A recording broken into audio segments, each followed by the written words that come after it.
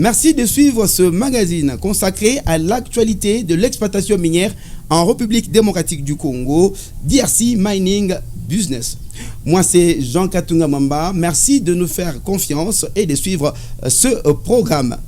C'est depuis 2017 que le gouvernement de la province du Lualaba avait bel et bien décidé d'accorder un contrat de partenariat à cette entreprise chinoise, Congo Dong Fund International Mining, CDM en sigle, afin de lui permettre de moderniser cette exploitation artisanale sur le site de Kasulo, une zone nommée tout simplement 786.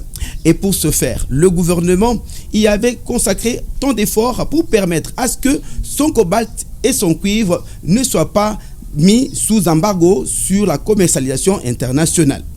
Et aujourd'hui, des questions se posent. Qui bénéficie donc de cette exploitation minière? Est-ce l'État ou la communauté locale? Des questions que nous nous posons, mais également à pouvoir découvrir dans ce document que je vous propose de suivre.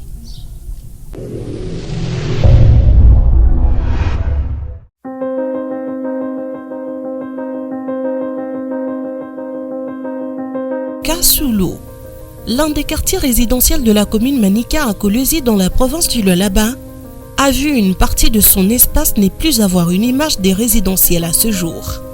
Un 16e de l'étendue de ce quartier a été concerné par cette dégradation d'image. La cause, ces anciens habitants situés au sud-ouest de Kasulo ont découvert il y a de cela 9 ans que leur maison était bâtie sur un sol minéralisé.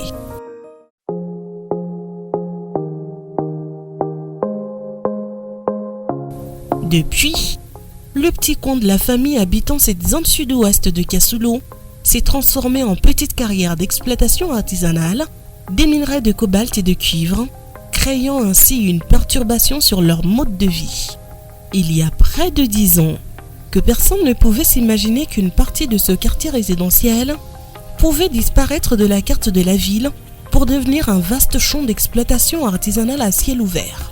Les jeunes de ce quartier, privés d'accès à des sites d'exploitation minière appartenant à certaines entreprises, par manque aussi des zones d'exploitation artisanale à leur disposition, ont vite choisi de saisir l'opportunité après découverture de la forte teneur du gisement de ce site de Kasulo.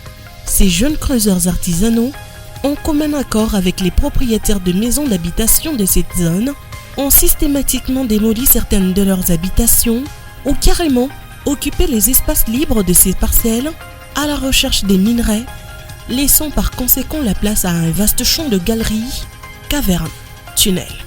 C'est en dessous de bâches où s'activent nuit et jour les creuseurs en quête de pierres précieuses. Seules quelques maisons lointaines ont échappé à la démolition et viennent rappeler aux anciens le souvenir d'un quartier où habitaient autrefois les familles, les églises et même une école. Pendant ce temps, les habitants de Kasulo vivent nuit et jour dans un environnement pollué par l'activité minière artisanale, surtout pour ceux dont les parcelles ne portaient pas de couches minéralisées. Ne sachant pas où aller et ignorant les dangers qu'ils encourent, certaines familles sont restées dans leurs habitations qui se trouvaient sur le rayon à radioactif dû à l'activité d'extraction du cobalt. Ici, enfants et femmes enceintes avaient un accès libre sur les sites et se sont vite familiarisés avec cette activité d'exploitation minière artisanale. Ce qui par conséquent a exposé ces femmes vulnérables et enfants au grand danger, mais également la province du Lualaba, dont son cuivre et son cobalt étaient menacés d'embargo une fois que la présence d'enfants et des femmes vulnérables serait constatée sur le site de cette exploitation par la communauté internationale.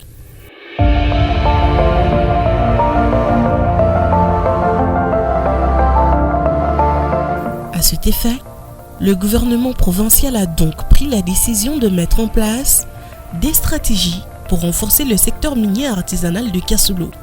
Voyant aussi le nombre d'éboulements enregistrés dans cette zone, qui a causé plusieurs pertes en vies humaines, le gouvernement a pris la résolution d'abord d'arrêter les activités sur le site en attente de nouvelles réformes du secteur. C'est donc en toute responsabilité que cette décision a été prise, ce qui permet à votre gouvernement provincial d'initier des actions utiles en vue d'assainir les processus de production artisanale et de garantir les meilleures conditions de commercialisation des produits du Lualaba là-bas. Soucieux du bien-être de sa population et de l'économie de son pays, il avait été décidé d'encadrer cette exploitation artisanale en épargnant les enfants et les femmes vulnérables du danger que leur offrait ce travail. Pour aider le gouvernement à réussir sa mission, Wayou CDM et l'ONG Pacte avaient soutenu la démarche du gouvernement provincial. Ensemble, gouvernement, Wayou CDM et Pacte, nous sommes en train d'aller ensemble pour pouvoir donner une réponse plus intégrée, consistante, notamment au phénomène du travail des enfants. En tant que l'entreprise CDM et Wayou, la problématique du travail des enfants est d'un problème compliqué, complexe. Nous avons constaté que seule l'entreprise ne peut pas résoudre ce problème. Je pense que nous avons tenu une réunion très succès. Aussi, le gouvernement a montré de leurs attitudes pour résoudre ces problèmes, surtout aider l'entreprise de faire le développement de la population congolaise.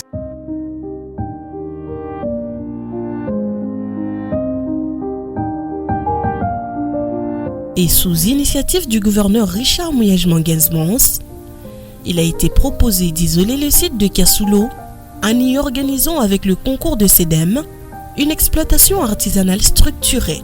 Cela après avoir obtenu une autorisation du ministère national des Mines que chapeautait à l'époque le ministre Martin Kabouloulou. La déclaration de Kasoulo comme zone rouge et la décision de transformer la partie de ce quartier touchée par cette exploitation, qualifiée de zone rouge, a été prise par le ministre national des Mines. Et c'est là suite aux menaces d'embargo qui planaient sur le cobalt produit dans notre province.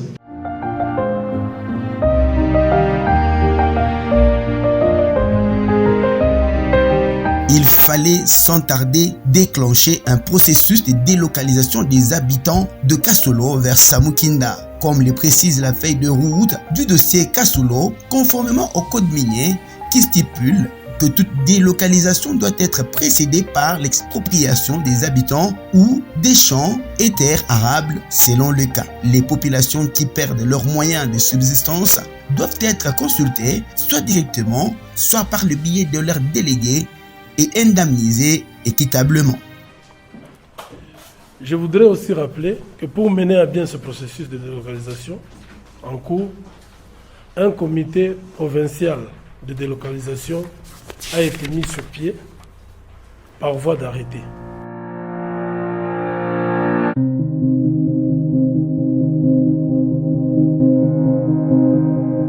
Une commission d'expertise ad hoc avait été instituée par le gouvernement afin de procéder aux travaux de consultation, d'inventaire et d'évaluation.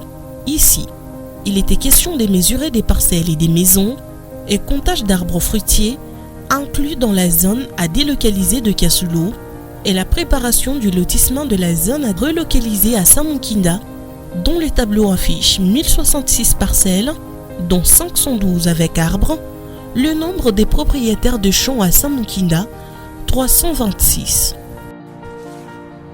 En ce qui concerne le site de relocalisation de Samoukinda, les propriétaires des champs ont été indemnisés du 14 août au 20 août 2017. À ce jour, sur 326 propriétaires des champs recensés, 316 ont été indemnisés et 10 cas litigieux sont encore sous examen à la commission.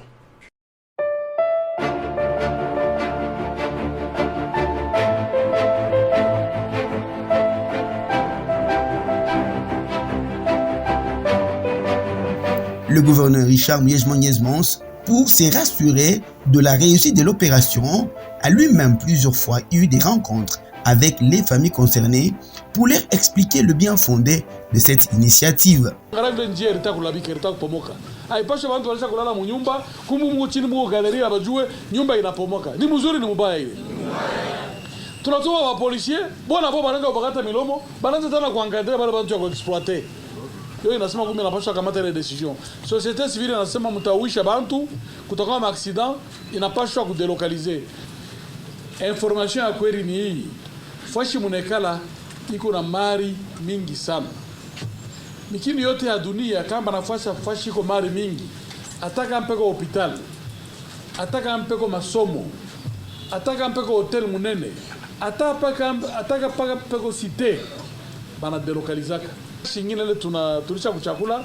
Bana kuuliza papa unapenda kuama munyumba au unapenda makuta yako. Wanapenda kuama munyumba. Wende wangalie mbele nyumba banayenga kama inakufurahisha.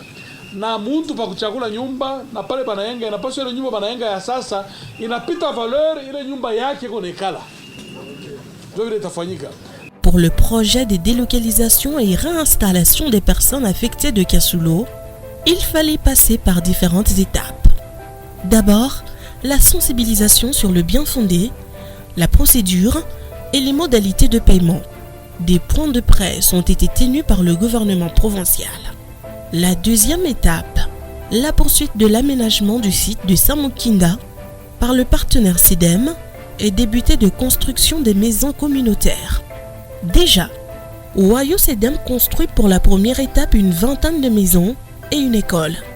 Des maisons que peu de personnes ont accepté de prendre par la souscription en lieu et place de l'argent évalué à 150% de la valeur initiale de parcelles.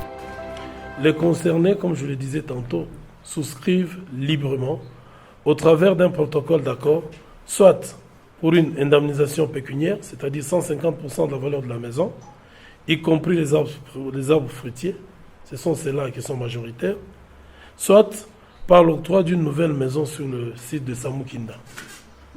Jusqu'à ce jour, il n'y a que 3 cas. Troisième étape, la signature d'indemnisation irrévocable entre les propriétaires de champs de Samukinda et le paiement des contreparties. À la 4e étape, c'était le tour de la signature d'indemnisation entre les propriétaires des habitations du site de Kasulo concernés et le versement des indemnités de délocalisation.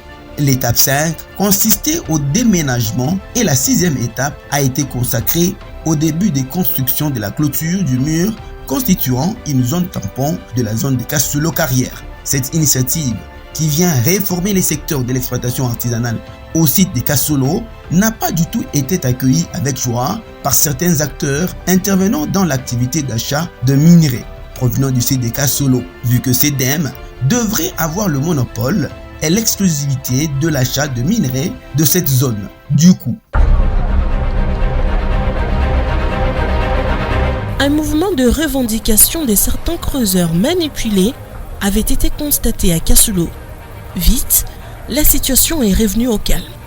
Le gouverneur Richard Mouyache Mangenzman, son leader, avait tenu à faire connaître les parents de ces jeunes de Kasulo l'intérêt de projets avec le partenaire SIDEM qui ne vise pas seulement l'encadrement de cette exploitation, mais aussi faire bénéficier à la province de certains avantages que la plupart d'opérateurs miniers n'ont pas pu faire bénéficier à la province du Lualaba tout ce temps. Tangu exploitation ya Kasulo ilianja ile maminere watoto ngapi wanakufa? Ni manjimu tu, ni manjimu tu, ni manjimu tu. Na wenyewe wa creuseur kwa mingi ni watoto wenu, wadogo wenu. Wanaonea munini? Ni wa mashikini tu. Wakati niwapokea tangu nifika ni neno moja tu. Babibi yetu wao nazara difficilement. Batoto yetu abafunde. Donc chez ba creuseur, batoto yetu watoka tu wa creuseur. Kama system mifano haibadilishe maisha, inapaswa kushimamisha na kubadilisha mifano. Haina vile bandugu yangu. Ile kazi ya exploitant artisanaux wale wa creuseur inaleta utajiri kwa watu kidogo, wale wanaita wa négociant, wanaita wa acheteur. Wale wa négociant wanapatia watoto lutuku Jamba leo banachoma masomo, banachoma miotoka, banachoma mabiro ya polisi. Nani atajenga? Sasa makuta kidogo tulikuwa nayo ya kuisha masomo, ya kuuza maba, tujenge mbele mabiro ya polisi. Inatoka mureta. Inatoka mureta. Chef de l'État ananyuliza bakreseur beko ngapi Kolwezi? Yes, mon excellence. Ma 70-80 000, ma chiffre ndikuta huko. Qu'est-ce qu'il faut faire avec ces gens? Mais c'est encore problème. Banatumika ma concession ya benyewe, ya KCC, ya Komide, ya Boss Mining, kulo kuma tulizembe ni ya benyewe. Bazungu wanatufanya pression, ni maengagement, partenariat à l'État, tubatoshe mule. Chef de l'État na l'État ordre kwa ministre national de mine ya kutupatia magisement ya bakreseur. Magisement, banatupatia 40 gisements. Birima, ile mayobo benye banaitaka 40. Ya kupita Kasulo bunene. Ile Kasulo ni carré tout périmètre carré moya. 40. Ya kupita ile Kasulo bunene 40 fois. Mina naonesha ba négocier avant même de négocier avec CDM, ya najua. Tuko na 40 gisements, babiana bana na mangin ubasaidie. Wale bashuna beko mkongo mweke 3 4 5 tumikaburia ba gisement mufanye découverture. Ndio kwa busha batoto ma accident, mweke ma comptoir yenu. Bana bata investir, bana weka ma comptoir. Ya faida ba trésor wapate kazi, batumike pasipo kufwa na mwe muuze ma minere pasipo incident. Hakuna tamu moya analeta fedha. Hakuna tamu moya. Ile birima iko kwa leo hii. Ça fait une année. Bana sikiasma CDM anakuya, anataka kufanya découverture, bana toa watoto mtomboke. Tutashinda fasha kuuza minere. Est-ce que ni mzuri ile? Ni roho ya bwizi.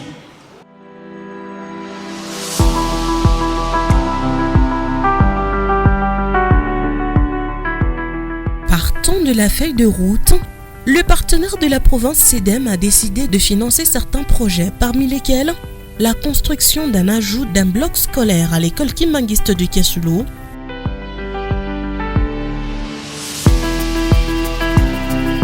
le financement de la construction des auditoires de l'Université de Kolwezi à Moussampo,